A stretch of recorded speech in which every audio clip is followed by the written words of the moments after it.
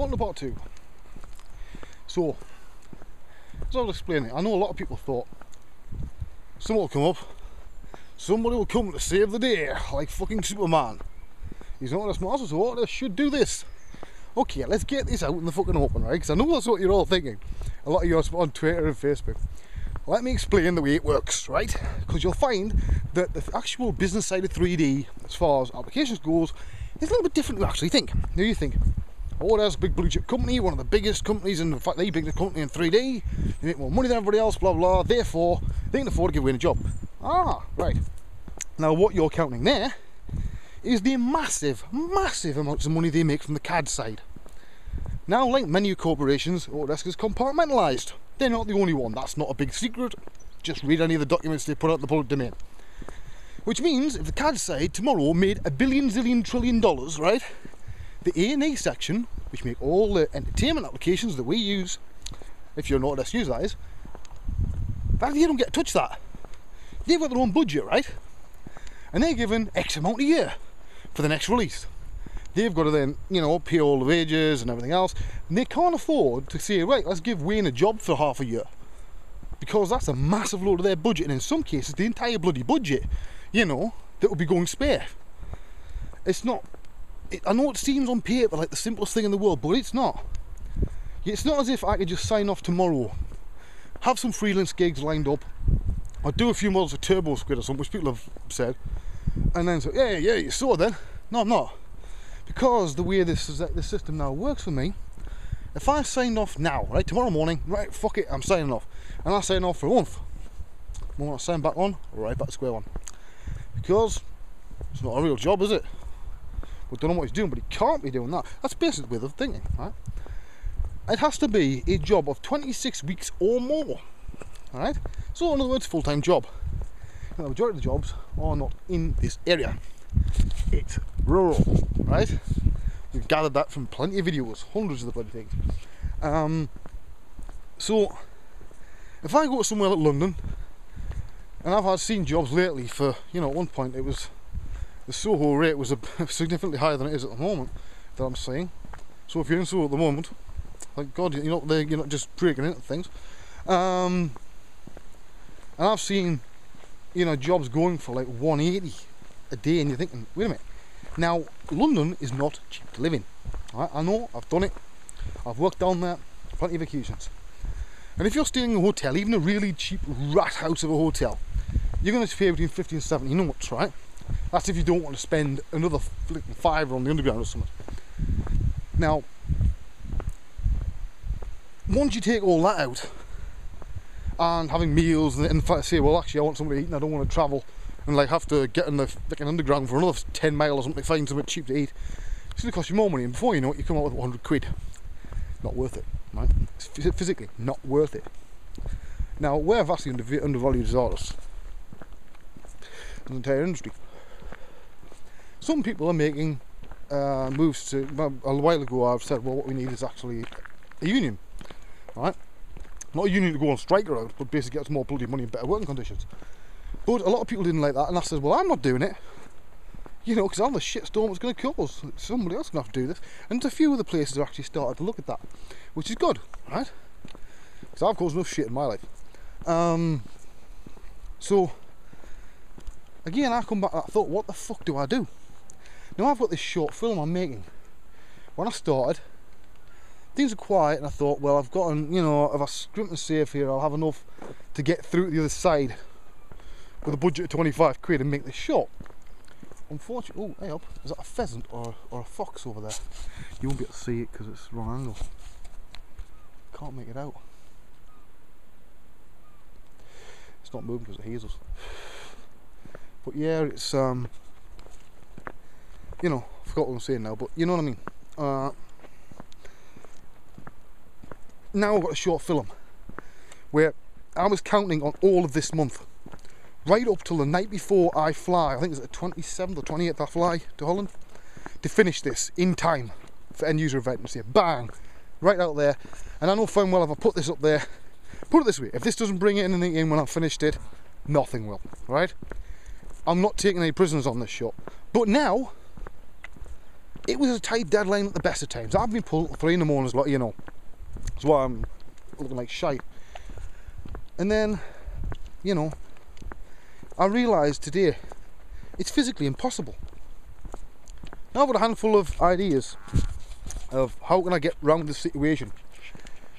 And I'll outline the ideas I have to cope with it in one way or another. What are the options? Well, option number 1, we do as we're damn well told to feed the family in some small way, bring in 15 quid extra a fucking week, you know, and end up unable to do art with these hands ever again. That's the price you pay for feeding your family. 2, we try and find any possible way we can to skive and not do one goddamn thing we're told. Because to me they're taking the piss, and if they're taking the piss, so can I. And I'm the king of the piss takers. At least I used to be. So, do I just sit there on my arse and say, yeah, I'll sit here and type a letter every hour, and, you know, yeah, it'd bore the shit out of me, it'd drive me crazy, but I'd come up with this out with my hands intact. That's assuming that they haven't got some weird rules where you fucking get forfeited or something if you don't do a certain amount of day. Number 3. This is a sort of outside chance. I do want to point out that a lot of the E&E guys, you know, at Autodesk have been right behind me, very supportive lately. The suits, they don't know shit, right? I'll be quite blunt. They don't know anything about it. They don't really care. It's just to them, there's 1,000,001 Waynes, right? That's the way they view it. There's got to be 1,000,001 Waynes in the world. Numbers say there must be more than one, right? So they don't give a shit, right? Because they think there'll be another one along in 6 months. Now, the A&Es have been very supportive. Unfortunately, they do not hold the power to help. They've done the best to try and find a way around it, but they're pulling just as many blanks as I am. Surprising, isn't it? But I didn't want to get that out of the way in case people thought that a lot of the guys weren't doing it. They have. They've been working their fucking guts off, some of them. And one of them was actually Neil Hazard, because I came up with an idea. I thought, wait a minute, if I can find a way of having control over a virtual desktop of my machine at home through a web browser. See where I'm going on this? If they put me somewhere like a cubicle, which they probably won't, or somewhere where people can't see all the time, I could then do some work, not all of it, but some work on my short from home. From work rather. But control it, the whole machine. Now there's a few holes in this. One, it means we've got to have the world's biggest dickhead as an admin who's not going to be looking at the traffic coming through the logs, because streaming to a live flash stream of a desktop uses a fair whack of the internet, you know what I mean, for these companies that are basically only meant for emails and stuff, and don't have the fastest connections around here. They're slower than most home connections. It also hinges on the fact that what I'm doing, if I did that, would be illegal. It would be breaking the contract. Bear in mind I haven't signed shit, right? But anyway, the contract that they allegedly have to do this, and could end up in any one of a number of penalties, probably including jail, I don't fucking know. So it's a case of how badly do you want it in life. I keep saying that to other people, maybe it's time I ask myself that. Do I want to risk everything, including the wife and kids? Sobering thought. Now, the other one is, which is so left field it ain't gonna happen, is I just basically say, fuck you motherfuckers, and walk away from everything and everybody. And suddenly say, fuck it, I don't need shit. I've been homeless before, I've slept in ditches, I've woke up covered in slugs. And you know what? If I had to, I could do it again.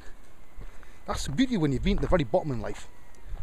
You know what it's like, and you know you can fucking cope.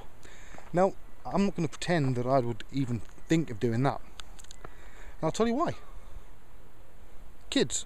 My kids mean more to me than that. I wouldn't put them through that. Was it crossing my mind? Yeah, of course it is, I'm human. But, as you see, there's not a lot of stuff I can actually do around this. There's nobody with a magic carpet coming. There's no Gandalf standing over the top of that hill behind me about to raise his staff and say, "Hey, ye shall get a job." You know, it's not going to happen, right? I've pissed a lot of people off because people don't like boat rockers, right? They don't like people who come into somewhere and say, You know something? I can think of a much better, faster, cheaper way to do that than that.